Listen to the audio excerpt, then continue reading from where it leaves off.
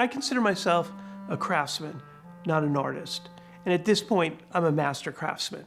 I don't have an emotional attachment to my scenery. I'm about creating the world that the script lives in, and that's it.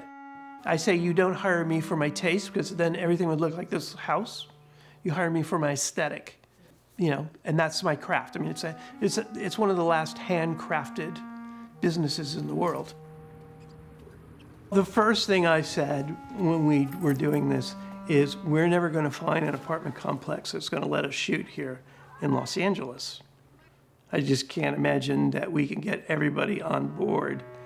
And we actually went down the road of designing an apartment complex like on a movie ranch around one of the movie pools. So I was completely wrong, because not only did we find one, we actually found two. That place was the crazy perfect place. It's kind of an unspoken rule in Los Angeles that if you live in a complex like that, you don't look at other people. I've lived in one of those, and you're always like, I'm on my balcony, I'm not looking at people in the pool, I'm not doing that. But Sam does. Sam's apartment was big, long conversations. There are certain needs. Obviously, there's the balcony, the door that gets broken. And then we've all seen funny apartments in Los Angeles. That was one of the things when I came here, the amount of weird apartments. It's that attempt to sort of, just show the oddity. Come in. Oh, thanks. So I wanted an old apartment that went through different phases. So throughout the apartment, I did things like behind his couch is the crisscrossed, very 70s wood. Then I've done some 30s molding in there, and I've done the 50s bathroom. So I wanted to give it that kind of character.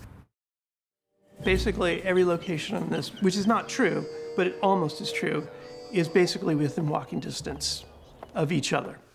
So parts of the apartments, the exteriors that we used, that's right on the other side of the golf course. They talk about where the things are. It's right next to the 5 overpass from The Invasion of the Body Snatchers. When he looks up at the billboard, that's where he's standing. So it's all walkable. It's a little difficult to get up to the top of Griffith Park, but it's still doable.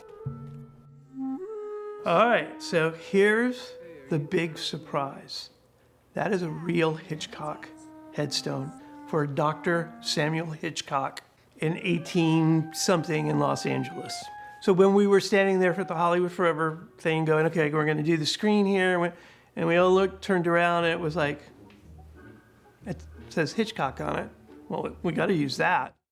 We purposely found and wanted to do things that were old Hollywood mainstays. Like if you said to me, oh, this was used 150 times, I'd go, great, let's see it.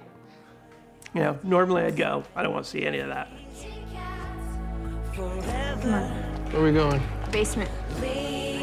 We needed something cavernous and different for underneath the mausoleum. Well, Bronson Caves, we just had to do. I mean, come on, Batman was shot there,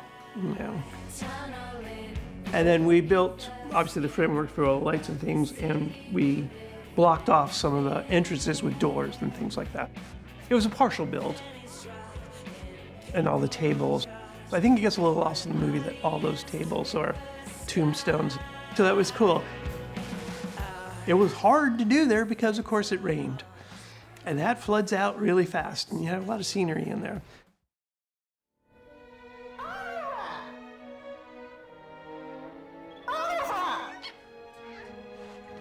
My experience on Silver Lake is I will never have a moment in my career like the moment I had when we were at the Cannes Film Festival. The lights went down, and everybody was sitting there watching. Like, the idea of people watching in tuxedos is insane. And then the lights came up, and people stood up and applauded us. It almost doesn't matter to me what the movie does or doesn't do, because that moment is this, the high point of 30-odd years that I've been doing this. Under the Silver Lake was a privilege.